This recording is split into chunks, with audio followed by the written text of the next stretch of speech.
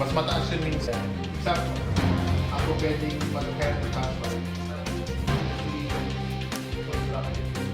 Mga terms and conditions siguro pag sa tatlong araw. Highly technical o highly technical.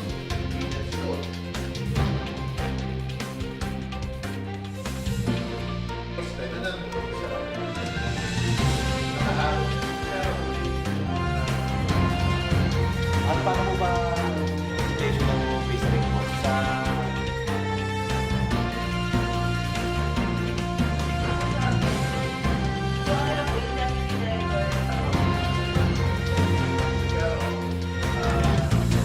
Ako sa mga practice.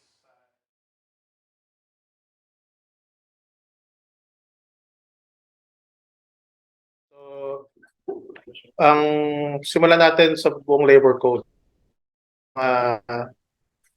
Article by article natin itatackle ang buong labor code. So, simula tayo labor code, yung 442 ni Senator Blas Ofle, at siya ay noong 1974 na ipasa. So ayon sa Article 1, so labor, it is the exertion by human beings of physical or mental efforts or both, production of goods and services. So dito di-define lang kung ano. Tulad naman ng kaninang nabanggit ko. It also means that the sector or group in society which derives livelihood chiefly from rendition of work. Sabihin, yung kinabubuhay mo ay sahod o wage or salary. So, yun yung pinaka main source income mo. So, kapag kayon, ay ikaw ay labor. Ano naman ibig sabihin ng labor legislation? Mamaya kasi i-differentiate natin to sa social legislation at welfare legislation. Magkakaiba yan ayon sa batas. So, pag sabi natin labor legislation, yan yung mga statutes or regulations or jurisprudence. Sabihin jurisprudence galing korte. Pag statutes, galing Congress. Pag regulations, galing DOLE. Na governing relations between capital and labor. Sabihin, yung pagitan ng kapitalista at manggagawa, pag yung batas ay yun ang kanyang galing yan sa libro ni Azucena. Azucena is an author and professor or an abogado ng labor. So yung labor laws din na yan, yun yung nag-govern ng mga karapatan at saka mga responsibilidad ng pareho ng employer, ng kapitalista, pati ng mga empleyado o worker. Karamihan kasama dyan yung terms and conditions of employment. Yan yung mga sweldo, yan yung mga leave, yan yung mga ilang oras ng trabaho, etc. Kasama na rin dyan yung mga paano ayusin yung labor dispute kapag merong away between worker at saka sa employer. Yan yung mga gino-govern ng mga labor laws natin. Ang Labor Code of the Philippines o PD 442, nahati yan actually sa dalawa. Pero 7 book yan. Book 1 to book 7. Pero pwede mo yan ma-classify sa dalawa. Yung unang 3 o 4 na libro, The Law on Labor Standards. No? Yung huling 3 libro, yun yung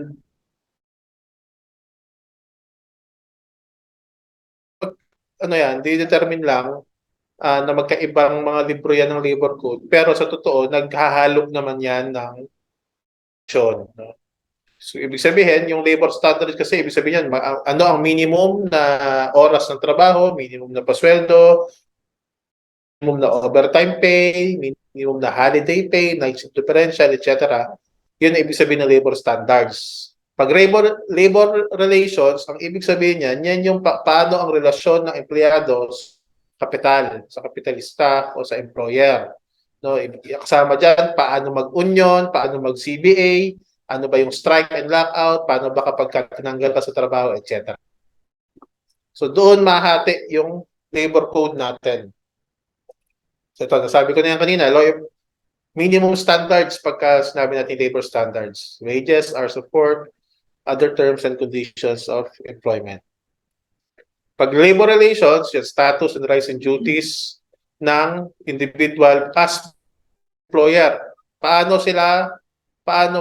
kayo magko-coexist o makikipagrelasyon sa employer? Yung labor relations din, sabi nila, yun yung mga batas that enable obtain from their employers more than the benefits set by labor standards law. Ito madalas ko itong sabihin sa mga inuunyonan ko. Sabi ko sa kanila lagi, wag na po tayong mag-union kung hindi rin tataas ang inyong sweldo. Kasi sa labor standards, doon mo makikita yung minimum set by law. Magkano minimum? Kung pag nag-union ka, dapat mas mataas sa 570 ang maging sweldo mo. Kasi kung hindi rin, pag-union. No?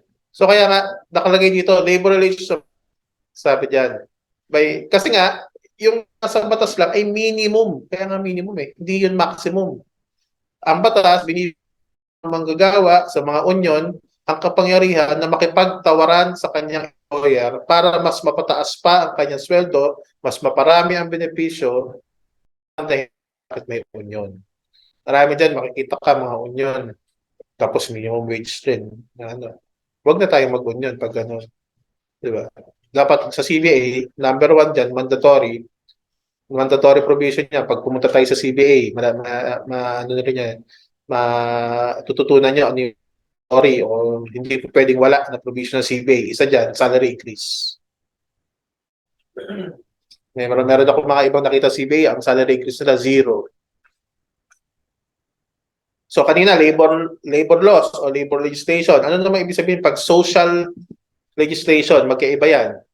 Ibig sabihin, pag social legislation, yan yung mga batas na nagbibigay ng benepisyo sa mga hindi lang manggagawa, kundi sa mga citizens.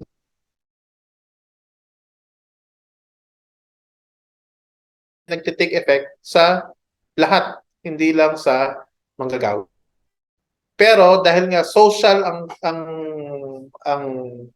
mga batas na ito, nagre-require nagpapatungkol din ito sa mga benepisyo at saka mga pwedeng makaganda sa buhay ng citizens. Anong ibig sabihin nito? For example, SSS law. SSS law, no? Isa siya na PhilHealth, for example. Ang PhilHealth, kahit naman basta nagbabayad ka ng kahit hindi ka empleyado, kahit employer ka, pwede pa rin, di ba? So it also includes statutes intended to enhance the welfare of the people, kahit na walang employer-employee relationship. It also includes laws that provide particular kinds of protection benefits to society in furtherance of social justice. So yun yung example, pwede ring social legislation yung taxes. Pagiging progressive ng taxation, mas konti ang tax sa mahirap, mas maraming tax pag mayaman. Yan, social legislation din yun. Ano pinagkaiba? Una, pag sinabing labor legislation, directly affects employment. Employer-employee relationship lang. Kapag legislation, pwedeng kahit hindi employer-employee relationship. Pagka labor legislation, designed to meet the daily needs of the workers. Pero pagka legislation, medyo long-term yan, ang mga benepisyo sinasabi dyan. Kapag labor legislation din, yung covers employment, profit, or gain. Pero yung social legislation, kahit hindi yan for mga batas. So, yung labor legislation, yun lang ang limit niya ay kung paano yung sa trabaho mo. Sa 8 oras ka naapektuhan. Pero pag social legislation, kahit nasa labas ka, it affects the life of the employee. Ibig sabihin, kahit wala ka sa trabaho, it affects you. So yan, ang nagbabayad ng pag sa labor law, ang employer. Normally, kapag ka social legislation, yan yung mga gobyerno. Sabi ko kanya, PhilHealth, SSS, di ba? ECC, Employees Compensation Commission, di ba? Occupational Safety, etc.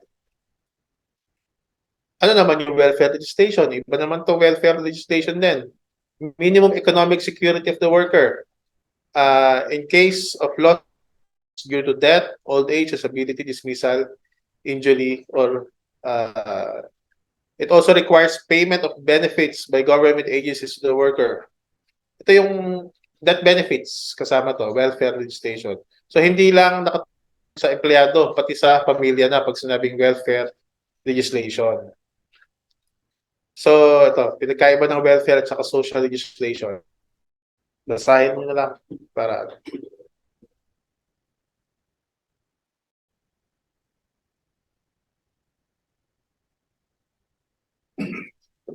so, lagi pag social legislation, hindi employer-employee relationship.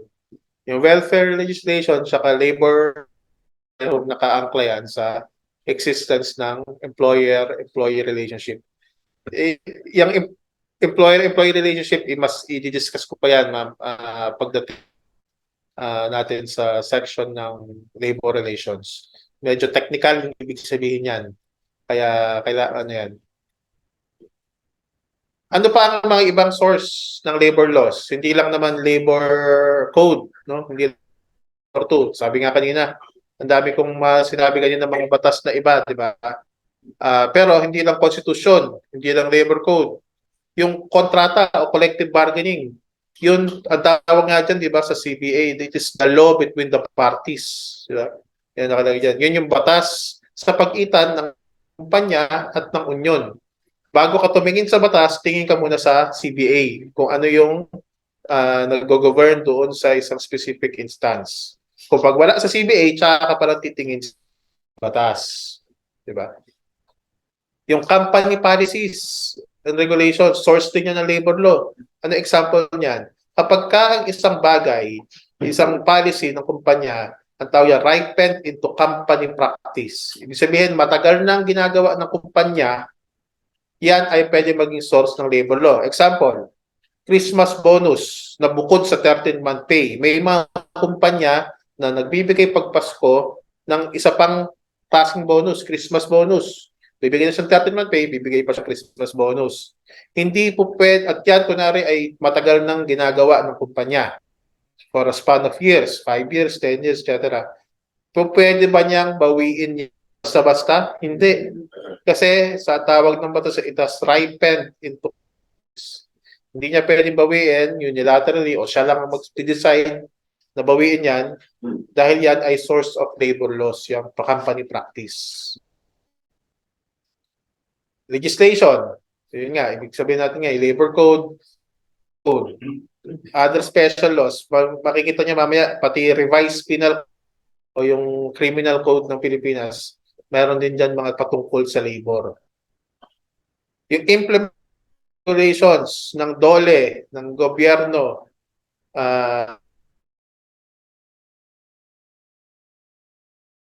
doon sa mismong batas. Ang batas, gumagawa Kongreso. Gumagawa Executive Department. Labor Code, 2442, meron niya IRR sa DOLE. Yung Department Order 40-03. Yun yung implementing rules. Padetalye doon, mas detalyado yung IRR normally kaysa doon sa batas. Lahat ng batas may IRR yan. Lalabas ng IRR ay Executive Department. Yung mga Department of Labor, Department of Health, Department of Budget, etc. Yan ang mga nag-i-issue ng IRR. Pag Republic Act, nag-i-issue niyan Kongreso.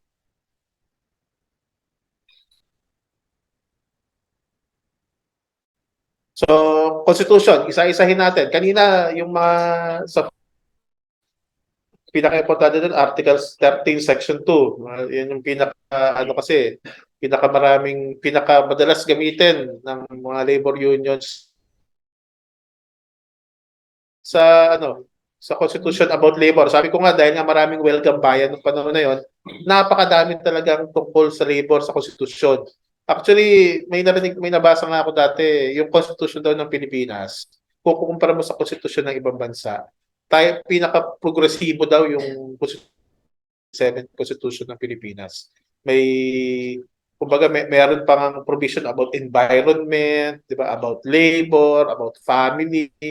So, produkto kasi siya ng, nung after martial law na nangyari. Kaya progresibo daw siya. Ito, Article 13, Section, ano nakalagay doon?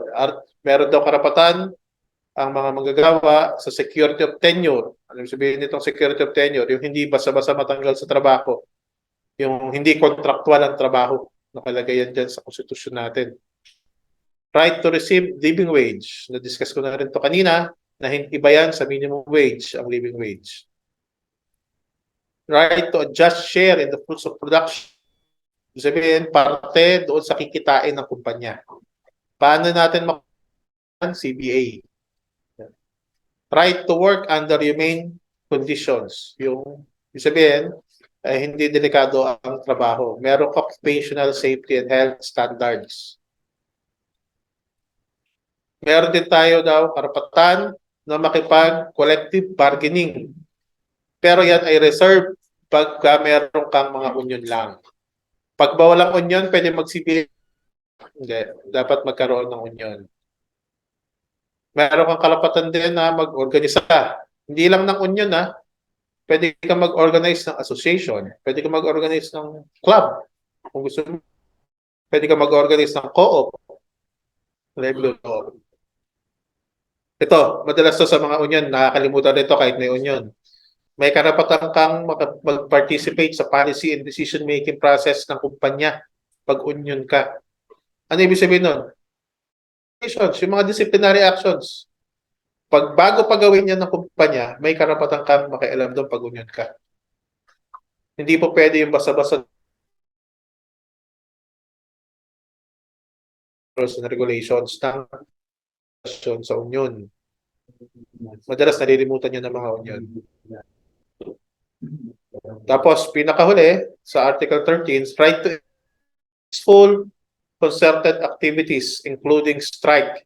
Yung legalness ng strike, pagdating natin doon. Pero, panimula, pag sinabing strike, yan ay stoppage of work, ibig sabihin. Kung kunwari, ikaw ay lunch break, tapos mga kasamahan mo hindi, kasi trabaho, lahat hindi kayo nagtrabaho, pero nasa loob kayo ng kumpanya. Strike yun, kasi tumigil kayo sa trabaho. Sit down strike at tawag. So, tandaan nyo, stoppage of work lagi pag strike. Yung peaceful concerted activities, ano yan? Diba? Mga ibig sabihin, concerted, peaceful, mayapa, diba, na aktibidades.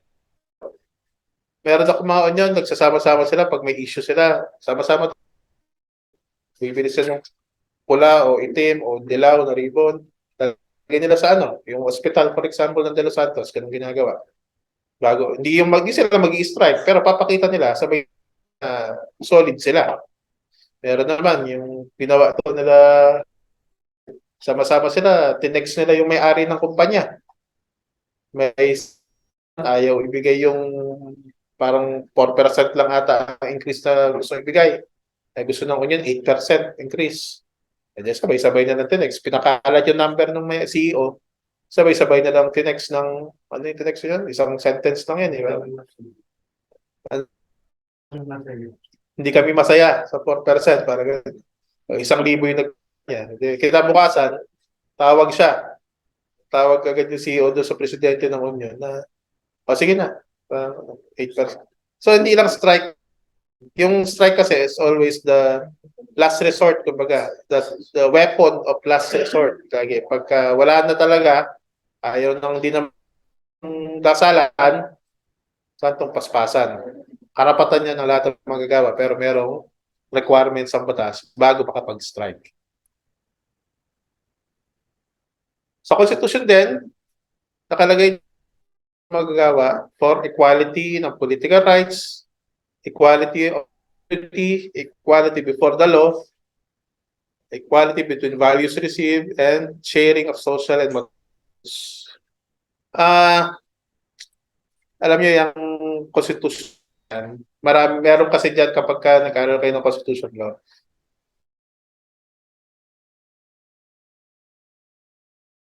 executing provision. Ano ibig sabihin nun? Ibig sabihin, may mga provision daw ng batas, ng konstitusyon, na hindi naman nagte-take effect walang enabling law na tinatawag. Ano ibig sabihin ng enabling law? Merong acts. Kunwari, living wage. Yung living wage daw, yan ng lahat ng manggagawa sa 1987 Constitution, ay yung mga congressman at senador natin, walang pinapasang batas tungkol sa living wage. So, kahit karapatan natin, hindi siya nagte-take effect. Non-self-executing siya. Di ba? Constitution natin meron against political dynasty, di ba? Bakit mayroon pa rin mga political dynasty? Kasi walang batas na ginawa yung mga senador at congressman para sa political dynasty. Bakit? Ba't di ginagawa ng mga congressman at senador yan? Kasi sila yung political dynasty. Bakit hindi nila inaangat yung living wage? Bakit hindi nila walang batas tungkol sa living wage? Kaya rin ng mga kumpanya tatas.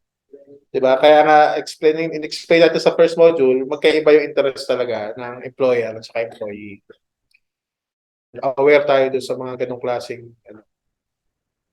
So kahit na may sa political rights, sa constitution, equality, sa values, etc., yun ay non-self-executing provisions ng constitution. So, meron muna ang act of Congress ng mga senador at congressman. Paano natin magawa yun?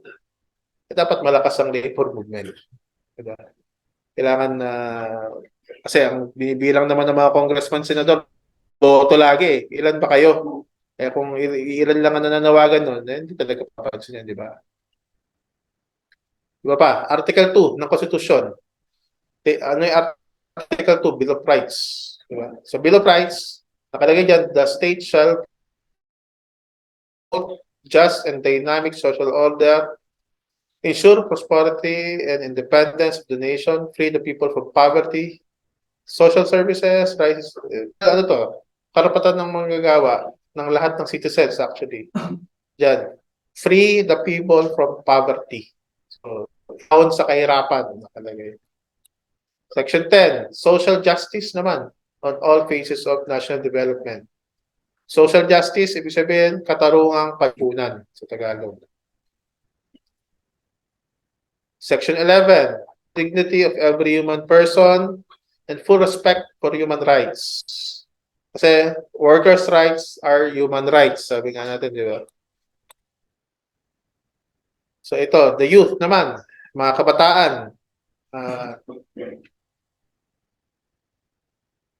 Binabago ang kahalagahan ng kabataan.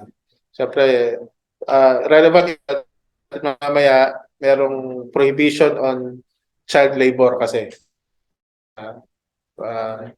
Ating labor laws. Right of women naman, mga kababaihan in nation building. Sabi ko nga sa inyo kanina, yung union sa England, mga babae, wool workers sa England.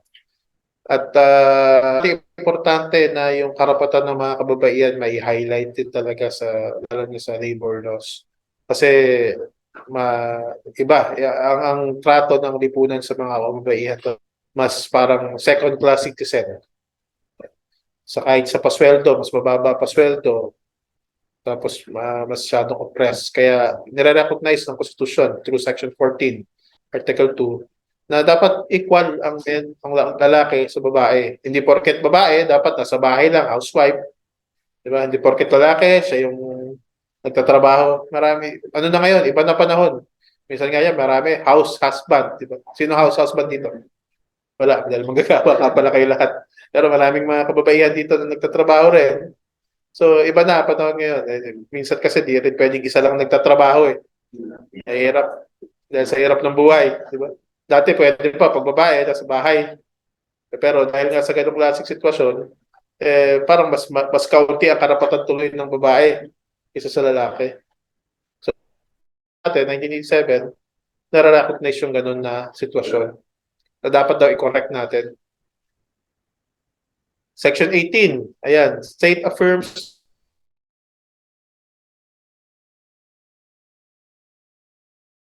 ng ekonomiya ng bansa. Alam yan ng mga framers ng konstitusyon natin na ang mga manggagawa ang nagpapatakbo ng bansa. Hindi kapitalista, hindi employer, manggagawa, labor. Hindi naman tatakbo yung mga kumpanya, yung mga bus, yung mga makina, etc. Kung walang manggagawa. At yan, alam yan ng konstitusyon natin. Kaya nga primary social economic force. Section 20, state recognizes the indispensable role of private and private enterprise. Article 3, Section 1, no person shall be deprived of life or property without due process of law or equal protection of laws. Section 4, wala daw batas na pwedeng tumutol o sumagka sa freedom of speech, freedom of expression, the press, at meron daw karapatan peace. Puro na lang kayo reklamo, walang solusyon. May konting tama naman, pero karapatan niya ng lahat naman ng manggagawa, lahat ng citizen, lahat ng Pilipino actually. Karapatan natin magreklamo. Yun na nga lang nagagawa ng iba. Nagreklamo, pipigilan pa. Reklamo na nga lang, hirap na nga ng buhay. Hindi pa pwede magreklamo, puta ka ng buhay naman. So ito, lahat to nililista ko dito kasi ibibigay ko sa inyo ito ng module na to. No? Pagka nasa petition drafting na tayo, petition paper drafting, lahat to magagamit nyo in the future. Pwede nyo itong ma-cite doon sa inyong mga gagawin, mga pleading, mga letter, di ba? Letter sa gobyerno, etc. Kaya ko ito kinolekta lahat. Bill of Rights, Section 7. May karapatan daw tayo sa informasyon sa mga public concern.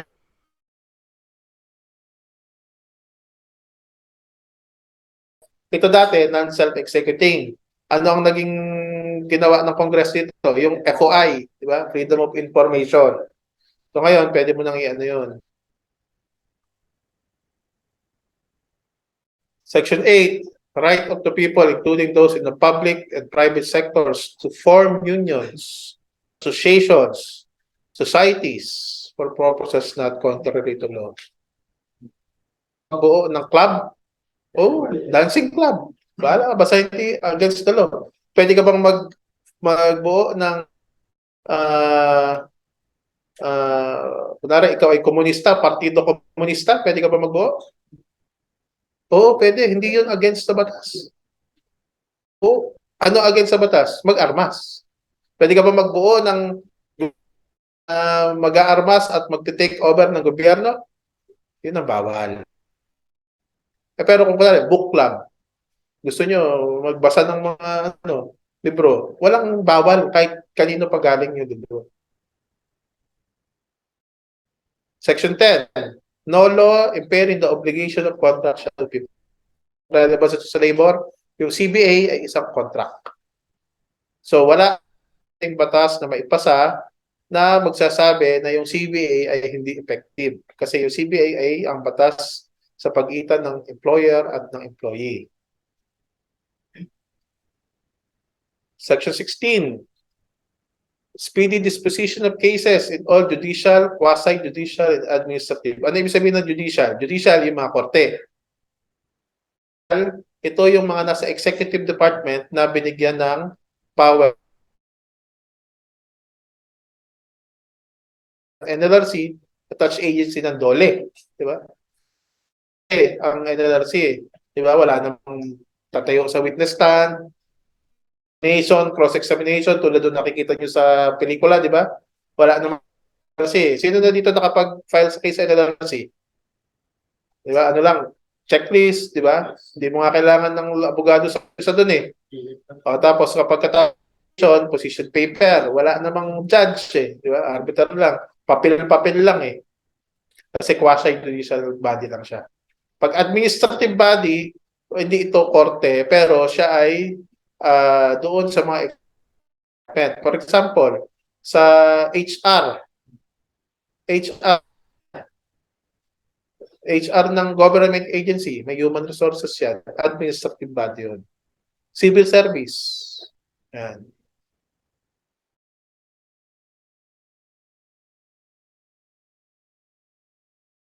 Involuntary servitude. Para slavery. Alipin. Ibig sabihin, hindi kusa na pagsisilbi. Involuntary servitude.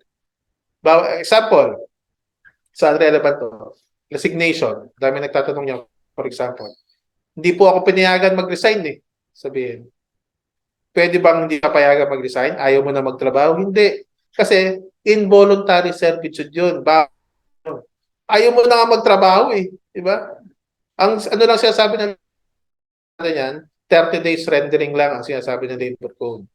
Pero hindi ka pwede pigilan. Ayaw po receive niya sa resignation letter ko eh. Okay lang yun.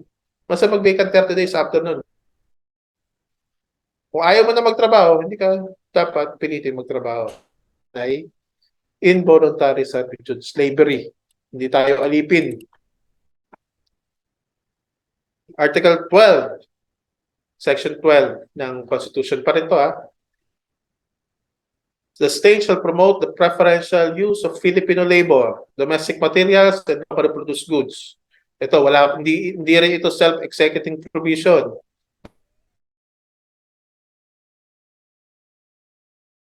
Nga, may mga Chinese.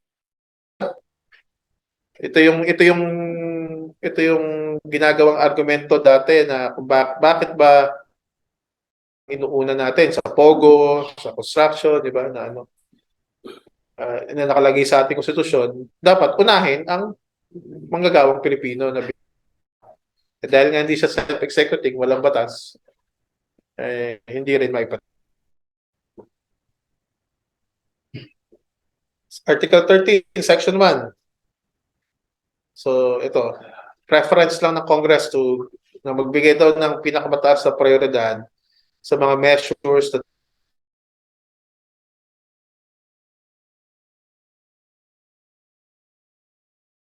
economic at diffusing wealth and political power for the common good. Pinakamagandang example dito. For example, narinig niyo ba nung itong election yung tungkol sa wealth tax?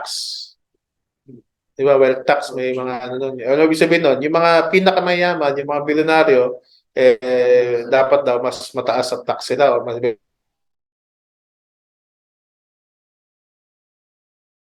o wealth distribution, di ba?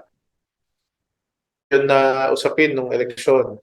Ito yung dahilan, ito yung basis nun, nung wealth tax, among others. Dahil nga dapat daw yung Congress would prioritize yung paano i-lessen yung inequality sa so pwede nga yung pwede niyang properties for example wala pang Land Use Act ang Pilipinas. Ano ibig sabihin ng Land Use Act? Pwede kasing magpasa ang gobyerno, ang Kongreso na sabihin, ito pang agrikultura lang, pang farm lang ito pang commercial, pang industrial. Walang ganung batas sa Pilipinas. Kaya marami mga sakahan, naging subdivision, alam nyo na lahat yan, di ba? Kaya ganun. Kasi ito ay non-self-executing provision na naman daw, di ba? So wala pa tayong batas tungkol doon. Kaya kahit nakarapatan niya natin, hindi yan Bakit di ma-execute? Kasi yung mga bilyar nasa Kongreso pa rin at Senado. Sila ang number one. Section 2. Social justice and human rights. Promotion of social justice shall include the commitment to make opportunities based on freedom of initiative and self-reliance. So, equality opportunity lang ang ibig sabihin yan. So ito, paulit-ulit na to. Section 3 ng Article 13. Rights of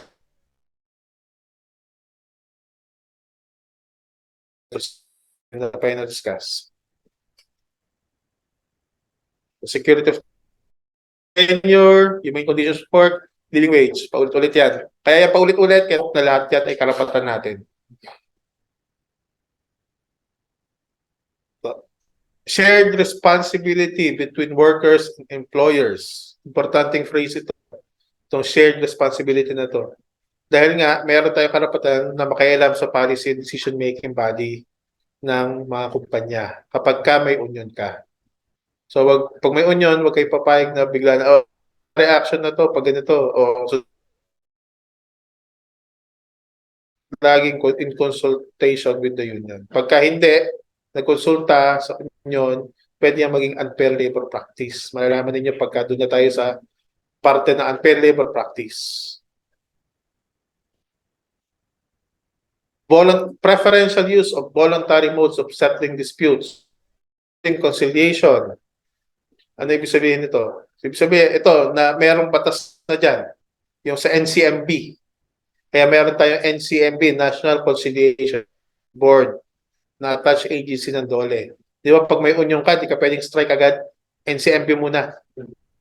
Bukan muna ang immediate, di ba, ng mga mediator natin sa NCMB.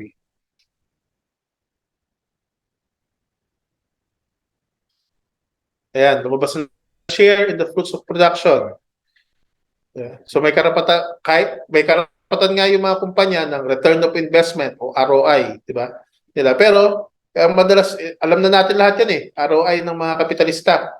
Pero hindi natin nagagawa yung right to just share in the fruits of production.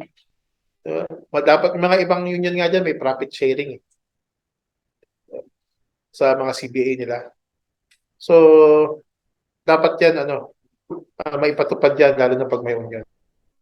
Sabihin, minimum wage lang, o kaya 20 pesos lang. Bakit? Magkano ba kinita? Dapat meron kaming parte dyan.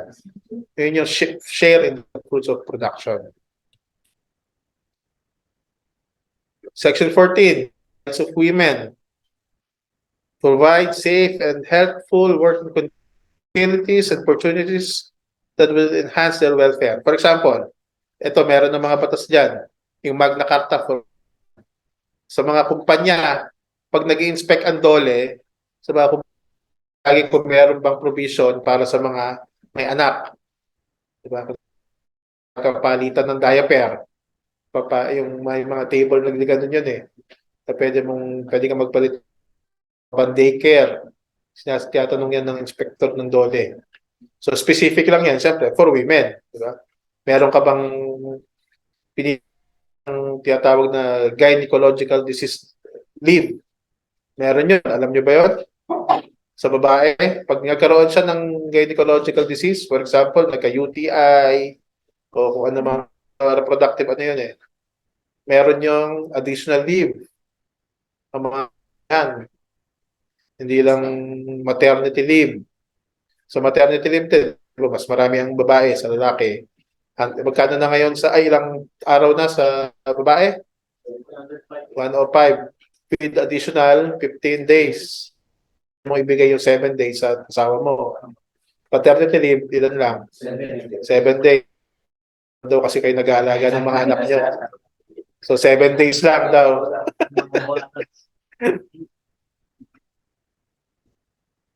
Article 16. Pensions. From time to time review, increase the pensions sa mga retirement, both private and public sector. Kaya nga nung panahon ni Duterte, di ba, tinaasan yung pension. Although nagre-reklamo yung mismong SSS, di daw kaya ng kanilang pondo. Constitution. Ngayon naman, civil code. Ibang batas to, itong civil code. Ano mga batas na nagpapatungkol? Itong Article 19, ang tawag dito actually catch-all provision ito ng civil code. Ang ibig sabihin lang yan, kahit na meron kang karapatan, dapat yan daw ay gamitin mo nang hindi ka nakakasakit sa iba. Yun ang ibig sabihin niya. Pagka kahit na kunwari, karapatan mo ang may property ka, may lupa ka. Karapatan mo na exclude syempre lahat ng papasok doon. Pero pag nag-trespass, pinatay mo, may kaso ka ba kahit karapatan mo? Hindi, may kaso ka pa rin, di ba? Kasi yung karapatan mo ay ginamit mo na kahit ginamit mo yung sariling karapatan mo, meron ka nakasakit ka ng ibang tao, di ba? So, yun ang ibig sabihin nitong Article 19. Article 1700 ng Civil Code. Yan, ito sa ano, repealed na ito actually ng Labor Code, pero makikita natin kahit sa code natin, the relation between capital and labor, sabi niya, are not merely contractual. Hindi lang kontrata. They are impressed with public that labor contracts must yield to the common good. Ibig sabihin, hindi porket, kunwari, kapag bumirma ka ng employment contract, nakalagay doon sa employment mo, 14 hours per day yung trabaho. Pwede ba yun? Pinirmahan mo na eh. Hindi. Hindi mo pwede yun. Kasi meron tayong labor law na 8 hours lang. Kahit na ikaw daw ay nakipagkontrata, basta yan ay against public interest na dineclare ng batas, yan ay pwedeng ma-invalidate yung kontrata mo. Kasi hindi lang contractual ang relasyon ng batas na magkaiba ang power ng employer sa employee. Kaya kailangan mas protektahan niya yung employee. Kahit na pumirma ka dyan, meron pa nga kunwari labor case na in-invalidate ng NLRC at ng Supreme Court yung isang pinirmahang quit claim. Bakit? English eh. Eh yung manggagawa, no read, no write. Dahil English, hindi naman naintindihan, pumirma, nag-thumb pa yung manggagawa. Sabi ng Supreme Court, hindi, kahit na pumirma yan, hindi yan valid kasi kailangan protektahan ng korte na hindi naman nakakaintindi ng English. So kahit na pinirmahan niya yan, o may thumb man yan, hindi yan effective. Article 1701. Ito, Principle of Non-Oppression. So kahit na may karapatan tayo mag-strike, may karapatan ng employer mag-lockout, di ba? Pero hindi yan dapat nag-oppress sa isa't isa. Pero kadalasan yan, siyempre, ang employer, ang kumpanyang nang-oppress. Kada kibot mo, diba, oppression yun eh. So pwede kang makasuhan ng civil case for damages yung advisor o manager na para dito. Pero syempre, pagka magkakaso ka, pag may abogado ka, kailangan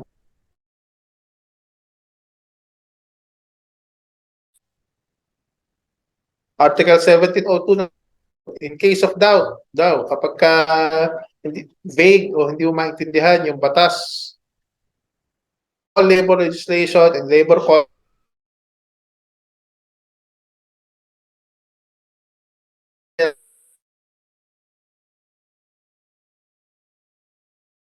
yung pagkakagawa nila congressman, kung di mo alam kung paano ibig sabihin talaga ng batas, ano ibig sabihin ng kontrata, na ang gumawa rin naman ng kontrata na yun, employer, interpret mo na paborable sa manggagawa. Yun ang ibig sabihin niya. Maraming beses na nagamit yan sa kaso. Yan, ang interpretation in favor of labor. Maraming mga batas na malabo eh. Yung mga alam kung senador kasi at saka congressman din maintindihan minsan. Article 1703. Ito, umuulit-ulit. No contract which practically amounts to involuntary servitude will be valid. Bawal ang dati po pwede, di ba? Aliping sa gigilid, tsaka aliping na mama. Naalala niyo?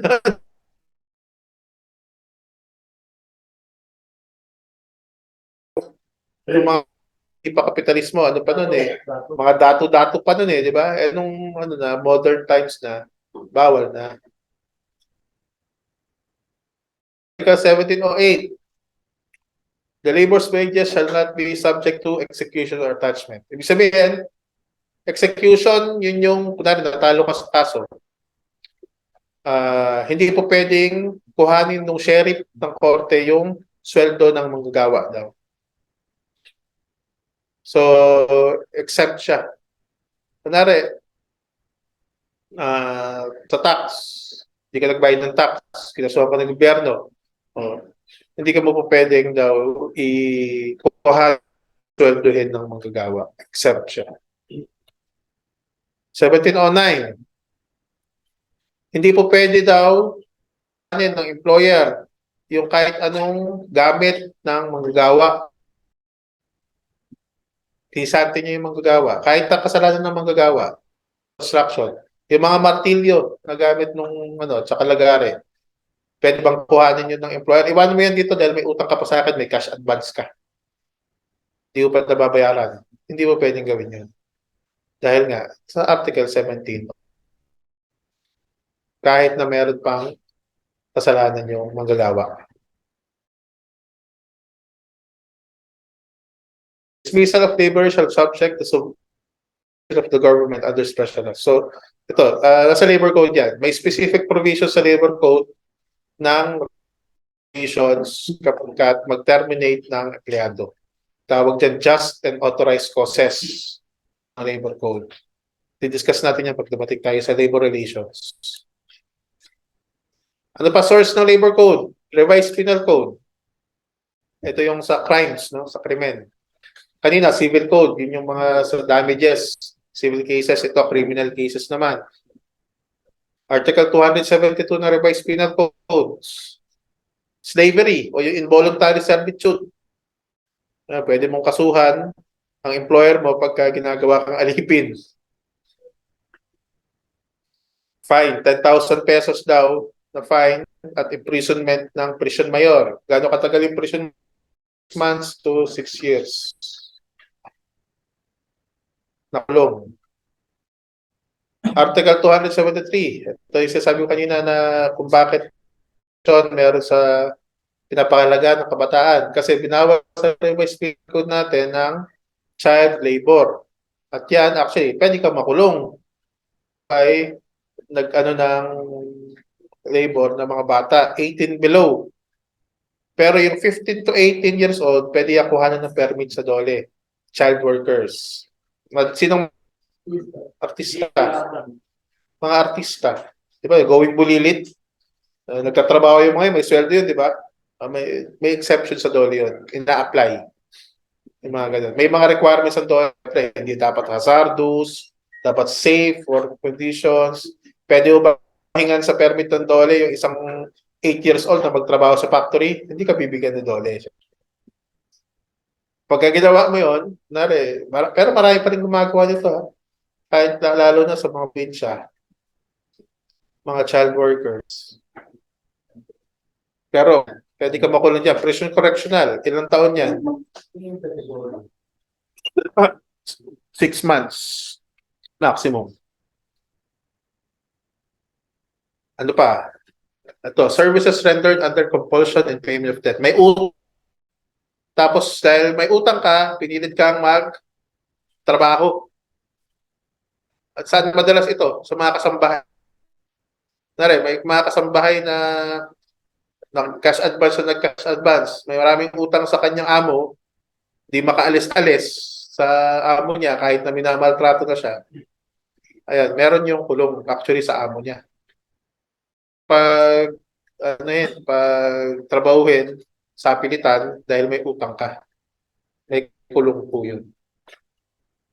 Sa mga farm laborer, ganyan din. Yung mga nasa asyenda, yung mga tawag dyan, mga kasama, di ba? Marami yung utang sa mga landlord. Tapos dahil may utang sila, hindi sila exploitation of minors. So, ito, exploitation of minors, kung mapapansin nyo to, mabasa nyo, puro sa tungkol sa circus.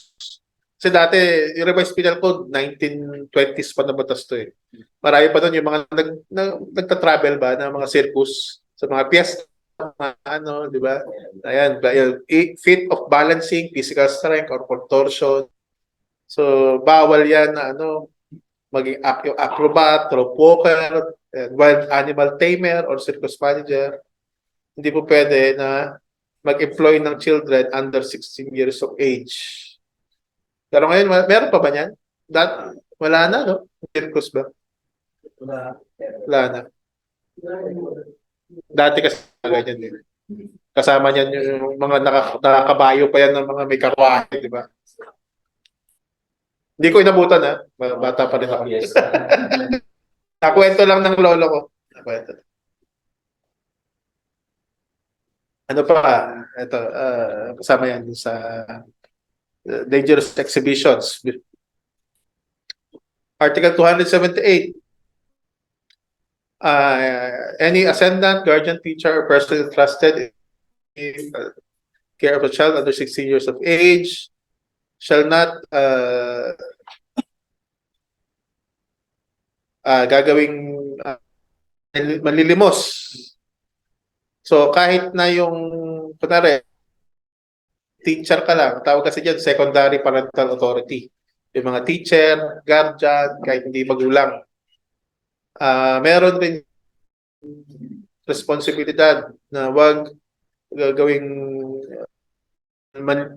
manlimos yung mga bata. Dalas niyan, hanggang ngayon meron yan. Yung mga sindikato niyan, si Kibuloy nga, di ba? Pinanlilimos yung mga ano niya, yung mga batang ano. Marami kayo nakikita niyan dito, malamang di nyo lang Kibuloy.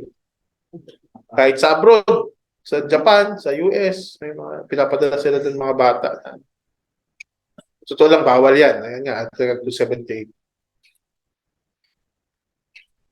Pagkalalo na kapag may price of compensation daw o kaya pinagkakitaan yung pamanlilimos sa period nung pagkakakulong ang i-impose. So yung ano rin, magulang din na i-induce pagkakatiwala sa guardian, sa teacher para mamalimos yung isang meron din siyang responsibilidad makukulong dahil nga kahit na hindi siya yung nagturo doon sa anak niya mamalimos, pinagkatiwala niya sa isang gato. Article 291, pag daw binulgar mo kumpanya na umalis ka na sa kumpanya, binulgar mo sikreto, ikaw daw ay pwede makulong. Pero tandaan natin na yung sikreto na yan, hindi naman lahat ng informasyon na nakuha mo sa kumpanya ay sikreto. For example, yun lang yung mga company secrets na confidential in nature. Client list. Mga kliyente. For example, yung formula ng Coca-Cola, paano gumawa ng Coke, paano yung, ano ba yung recipe ng KFC, nagdala ka sa KFC, binulgar mo, pwede kang makulong. Yung 11 herbs and spices ni KFC, pero nasa YouTube na lahat ngayon yan. Nasa YouTube na lahat yan. Article 292, ganun pa rin, revelation of industrial secrets. So may 500 pesos lang ang fine kasi nga 1920s pa na ba ito? Hindi naman nababago eh. Hindi na rin naman nagagamit. So prohibition, combination, capital or labor through violence of time. So combination, ibig sabihin, ang mas importante dito yung sa meron ng Philippine Competition Commission na tinatawag. Yung Philippine Competition Commission, siya yung nagre-regulate dyan. Hindi po pwedeng basta bilihan, for example, magsama-sama yung para magtayo ng monopolyo. Ano ibig sabihin monopolyo? Ng ABS at saka yan, isa yun dyan. Itong kunwari, yan dati ng Universal Robina. Pinigilan niya ng PCC. Nakabili tuloy si MVP. So, gano'n yan. So, bawal yung para magbuo ng mga monopolyo. Pero dito sa atin, marami naman duopoly o oligopoly ang tinatawag. Sabihin, puro mga ilan lang. Hindi nga isa, pero mga magbabarkada. Mamaya po yung mga tanong para kasi nire-record natin eh. Revised Penal Code. Maintaining or preventing coalitions of capital or labor. Kahit yung labor, actually, bawal din mag-combine para in cases naman ng violence or No? So hindi ka po pwedeng manggulo na magsama-sama yung mga federasyon para manggulo. Bawal din yun, syempre. Ano pa yung mga special laws ng mga aralin natin? Una, Social Security System Law, RA Pay Law, RA 7641. Yung Home Mutual Development Fund Law, Anti-Sexual Harassment Act. Mukhang marami dito ang kailangan ng anti-sexual harassment. Special Protection Act, 13-month pay law, Migrant Workers in Overseas Filipinos Act, may modules tayo, mga OFW, local and foreign recruitment. Comprehensive Agrarian Reform Law, likely lang naman yan, yung CAR na yan. Magna Carta for Public Health Workers. Mapapansin nyo, walang private health workers kasi ito, isang sa kampanya namin ng mga private hospital. Ako ang abogado ng kasi PHPOP, Private Hospital Workers Alliance of the Philippines. Isa sa mga namin yan, yung Magna Carta for Private Health Workers. Based sa batas talaga ang mga nurse at saka mga workers sa private hospital. Public lang. Limited portability do. Ano yan limited portability? Yan kunwari, galing ka private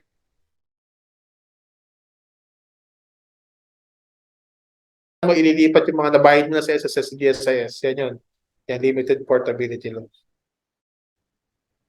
An act allowing employment of night workers. Kailan sino ginawa nito? Si Marojas. Kailan to ginawa? 2005. Nung pag-boom yung call sa atin. Bawal dati ang night workers sa labor code. Lalo na babae. Bawal. And nung dumating yung mga investor dito ng call center, karamihan ang tinarget nun, babaeng workers. Kasi panggabi. May prohibition sa labor code. So, yan. Pinasaya ang batas na yan. Magna Carta for Disabled Persons. Pero may mga ibang yan. Ibang disabled. Domestic Act o Kasambahay Law. Tawag yan.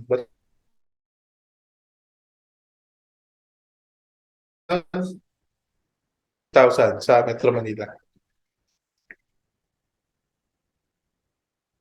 RA 11210. Maternity leave. Ito yung bagong maternity ni Risa Ontiveros. Diba? Social justice as the aim. Ito yung ibig sabihin ng social justice. Kasi lahat naman ng labor law, labor legislation, welfare, social legislation, ang aim niyan, ibig sabihin yung goal o yung pinaka gustong mangyari ay social justice. Itong social justice na meaning na to is from the case of Calalang versus Williams na kaso sa mga law student at abogado. Kasi diyan dinefine kung anong supreme and the equalization of social and economic forces by the state. So that just rational and objectively secular conception may at least be approximated. Justice means the promotion of the welfare of all people. The stability of social equilibrium in the interrelations of the members of the community. Constitutionally, through the adoption of measures legally justifiable or extra-constitutionally, through the exercise of power underlying the existence of all governments on the time-honored principle of salus populi est suprema lex. Napakabisado yan sa mga law students, sa totoo lang, itong meaning na to. Pero ano lang ibig sabihin niyan? Dami-daming sinabi kung ano. Yun ang ano ibig sabihin ng salus, ano yun, Latin yan eh. Ibig sabihin, the voice of the people is the supreme law. Kung ano daw ang boses ng masa, yun ang pinakamataas na batas. Yun ang ibig sabihin ng ano na yan. Salus populi est. So, dapat yung pagkakapantay-pantay ng lahat ng tao, yung pagbibigay ng oportunidad na ikang tao, ang pinaka-aim ng social legislation, liberalismo, hindi yan kapitalismo, hindi yan lahat ng mga yan, ismo-ismo na yan. Kundi saan ba mas makinabang ang lahat ng tao ang mas nakararami. So, in the term, yan ay nare-recognize din ng Supreme Court na yung lipunan ngayon ay hindi pantay. Hindi siya wala pang social justice. Kasi nga, mas maraming mahirap sa mayaman, di ba? Sa case naman ni Ondoy Ignacio, no, 1980, sabi ng Supreme Court, as between a laborer, usually poor and unlettered. So yun, yung kung pagkukumpara mo na maraming pera pang ano ng abogado, pagkaan ang interes at karapatan at kapakanan ng manggagawa. Yun ang social justice para sa Supreme Court ayon sa case na Ondoy versus Ignacio, 1980.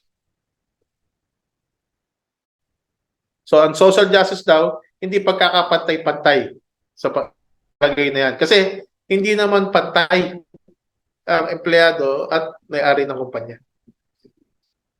Dapat protection. Ano ang limitation niyan? Ito sa NLRC yan. The clause of social justice is not served by upholding the interests of employees in disregard of the right of the company. Mayroon din daw siyempre karapatan ng kumpanya. Hindi naman ibig sabihin social justice ang aim ng ating batas. It would mean the destruction of company and employers. Dapat daw yan ay gamitin sa maling pamamaraan. Sa pagprotekta ng karapatan ng manggagawa, hindi naman ibig sabihin ay pinapayagan ng batas na statement on the policy of social justice cannot be understood to mean that lahat daw ng dispute, pag meron mang pagkakaaway ang empleyado o union at saka ang may so, pero sa totoong buhay, ang nangyari, mas laging ang sa employer nag-favor ang batas eh. So, pero, dito sa panahon na to, sa Imasan Philippines versus Alcon, hindi daw pwedeng gamitin yung social justice bilang justification kung mali naman talaga ang union o yung manggagawa. So, may classification in sum, no? Pwedeng ang batas nagdidiskrimina talaga. May diskriminasyon sa batas pagdating sa employer at employee. Kasi nare-recognize sa batas na hindi pantay employee. So, ang social justice ay hindi magkakapantay-pantay, kundi protection doon sa mas mahina. No? Yung logo ng batas, diba? Si Lady Justice, ano niyan, meron siyang timbangan, weighing scale, para taga-timbang kung sino ang mas na ipang-implement ng batas yung kanyang sword. Nakapiring yan talaga sa totoong ano. Nakapiring kasi wala daw siyang pakialam kung mayaman o mahirap.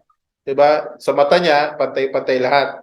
Pero nakita natin dito, minsan, the gravest form of injustice ay nagagawa sa pantay-pantay ang hindi naman talaga magkapantay. Kaya tinanggalan ng piring si Lady Justice dyan para makita niya kaiba-iba ng bawat tao at para properly niya maproteksyonan yung in life should have more in law